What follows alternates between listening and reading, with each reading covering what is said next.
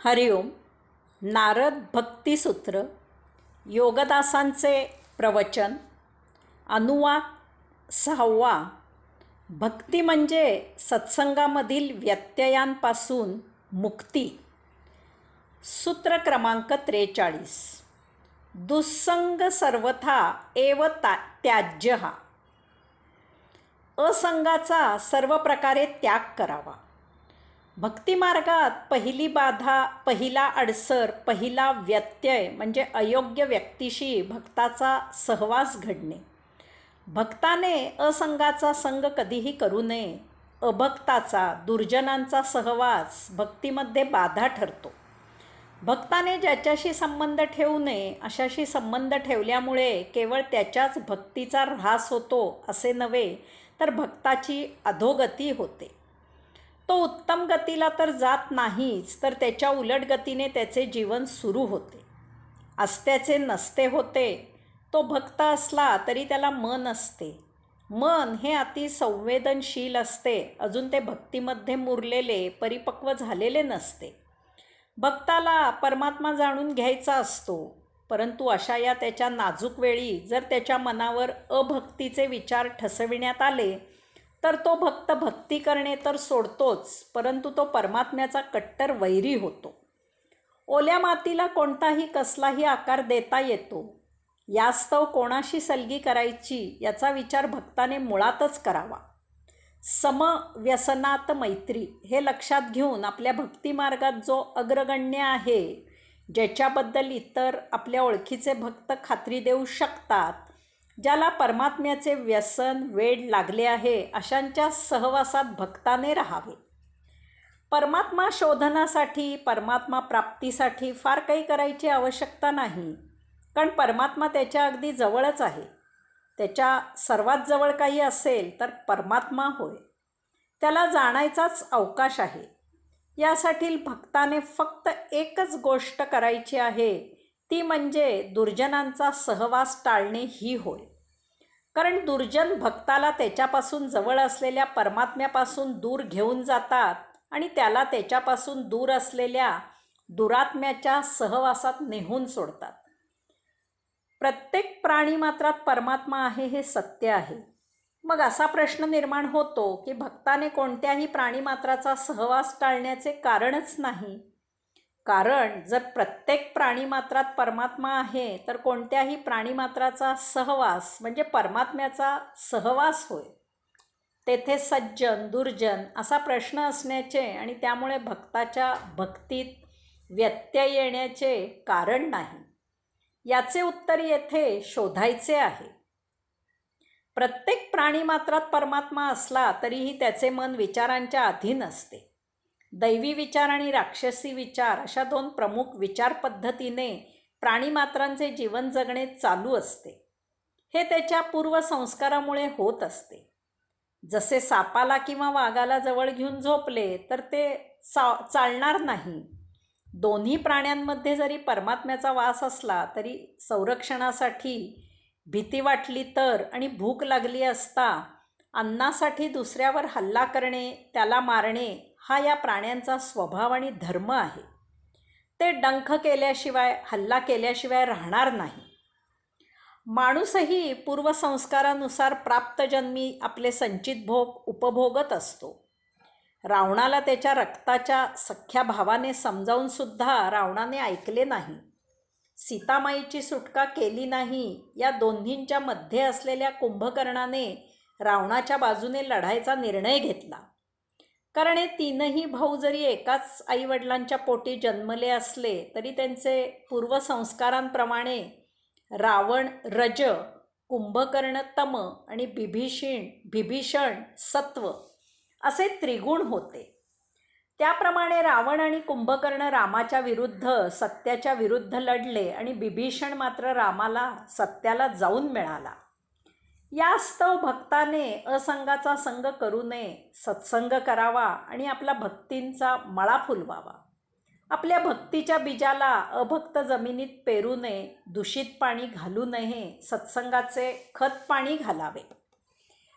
वाईट गोष्टी शिकायला आणि शिकवायला वेळ लागत नाही. शिव्या देणे सोपे आहे, परंतु ओव्या म्हणणे अवघड आहे. विदूषकी चाळे चटकन अंगवळणी पडतात. उत्तम कविता रचणे कठीण आहे, परंतु अशा कवितेचे विडंबन करणे त्या मानाने सोपे आहे. प्रामाणिकपणे नोकरी व्यवसाय करून जे मिळेल त्यात आपले आणि आपल्या कुटुंबाचे पोट भरणे हेच श्रेयस्कर आहे. लबाडी फसवणूक करून गडगंज संपत्ती मिळवून जगणे हे केव्हाही निषेधार्थ आहे. माणसाच्या हातून हे असे कुबुद्धीने जगणे होते, कारण असत्य, अर्वाच्य, अश्लील, बिभत्स, अयोगिक इत्यादी गोष्टी आकलन करणे आणि त्याचे आचरण करणे सोपे जाते.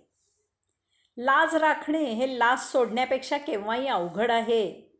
सारं अवघड आहे, सार अवघड आहे, असार सोपे सहज आहे.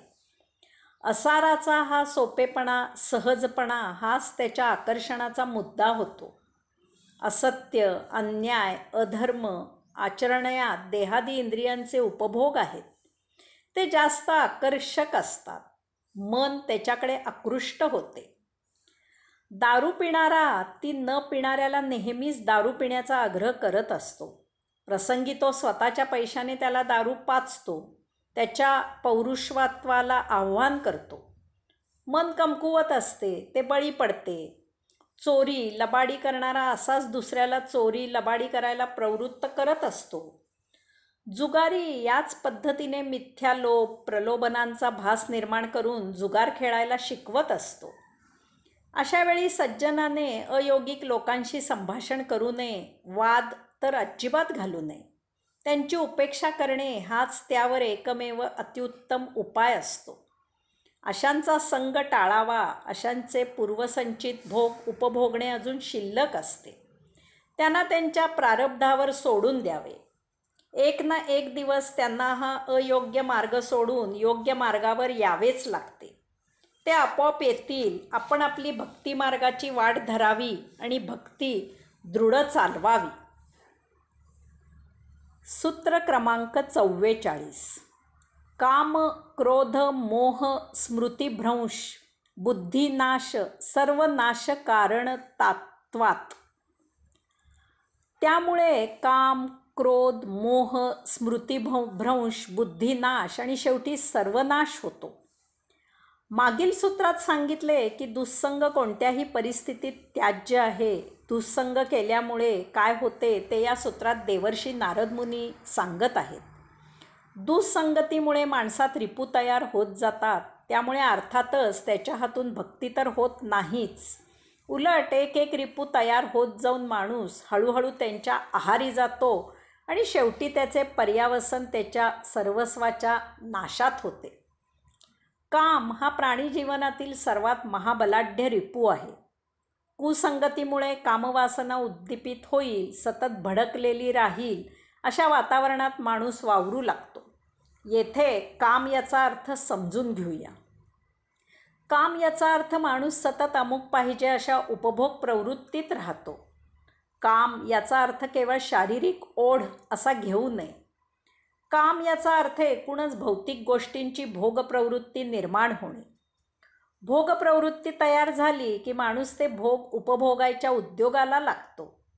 ते भोग उपभोगायला मिळावे म्हणून तो कर्मप्रवृत्त होतो. कितीही उपभोग घेतले तरी समाधान कधीच होत नाही. भोग नेहमीच अतृप्त अवस्थेत राहतात.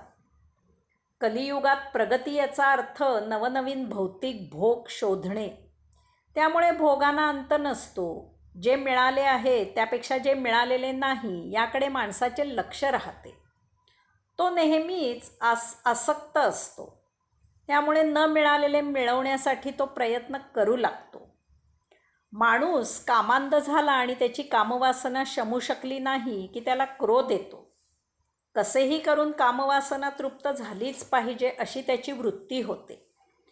कामवासना तृप्त करण्यासाठी क्रोधाच्या भरात त्याला मोह सुटतो. तो आत्यंतिक टोकाला कोपयुक्त होतो आणि कामवासना पूर्ण करण्याची खटपट करू लागतो.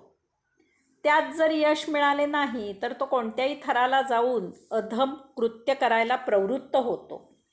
यामधूनच चोरी, लबाडी, बळजबरी, खून वगैरे अतिनिंद्य गुन्हे घडतात.